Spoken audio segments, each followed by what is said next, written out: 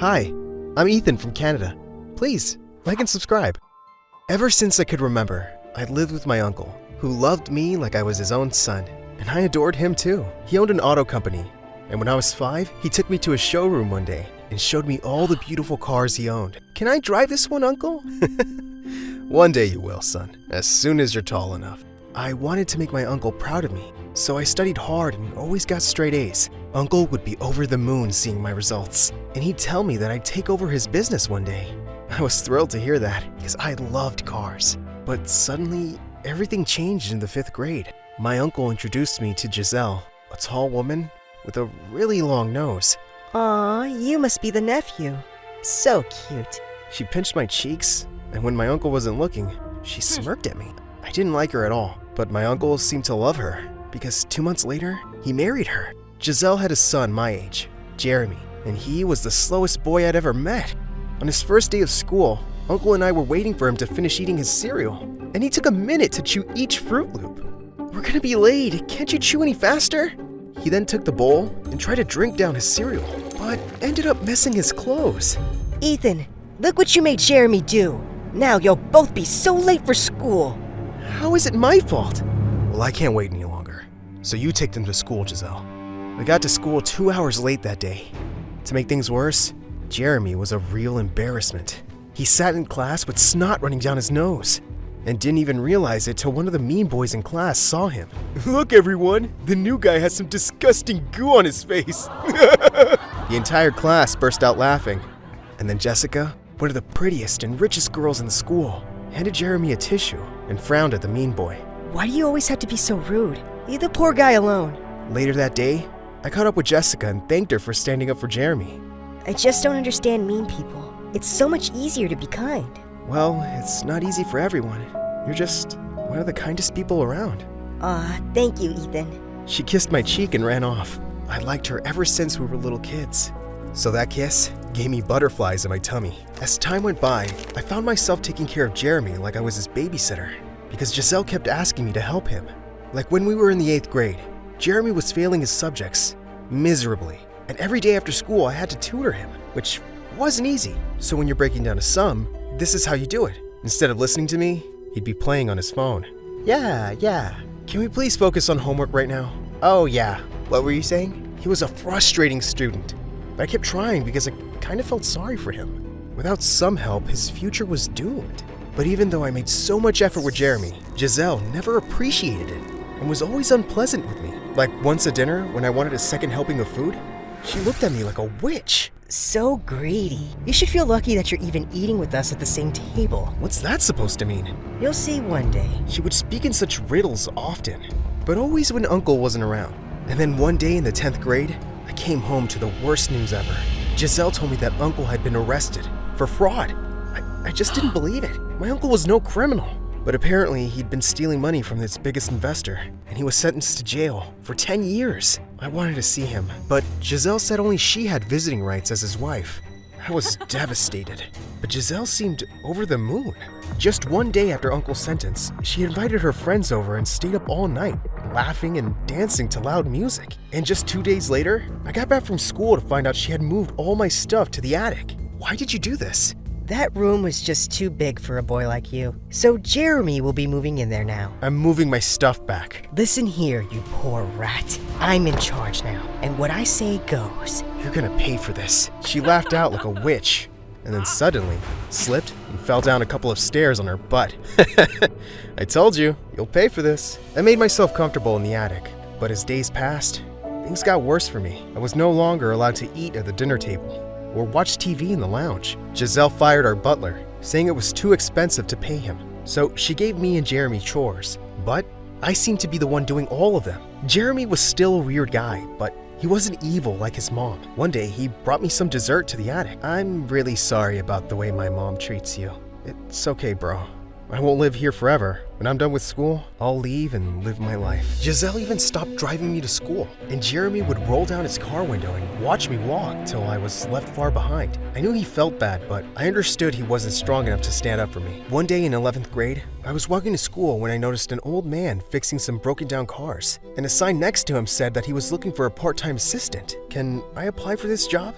Oh, and what do you know about cars? Quite a lot. My uncle taught me everything. The old man tested me and was quite impressed by my knowledge. He hired me, and I was so happy because, of course, Giselle had stopped my allowance. One afternoon, he sent me to a rich man's house to fix his Ferrari. It was more like a palace. While I was fixing the car, I started getting hot, so I took off my shirt. Moments later, I heard giggling from behind a wall, and I peeked around and found Jessica there. Jessica, you live here? Yes, this is my house.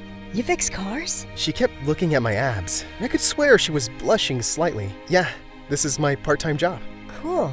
You want to take a break and have a soda with me? Yeah, that would be cool.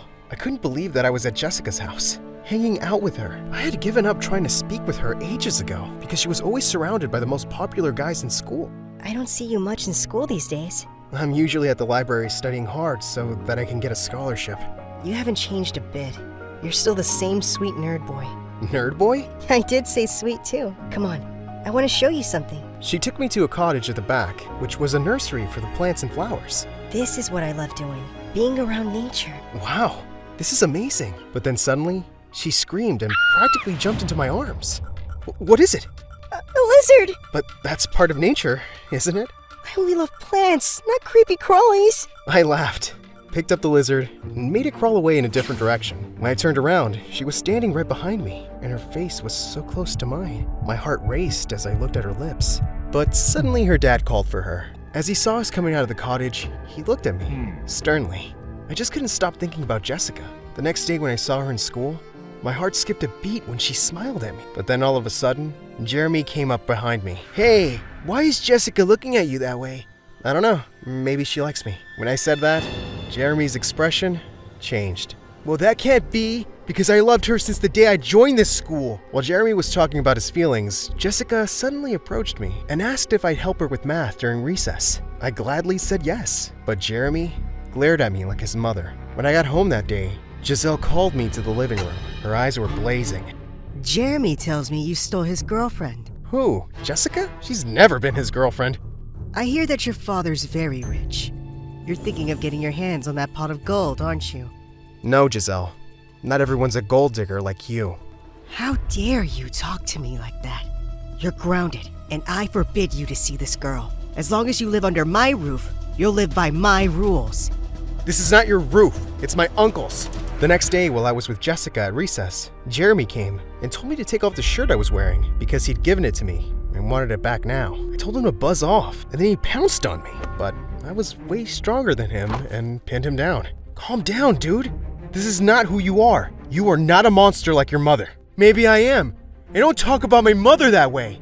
I let him go, and he stormed off furiously. Hey, are you okay? I leaned forward and kissed her. Now I think I'll be okay.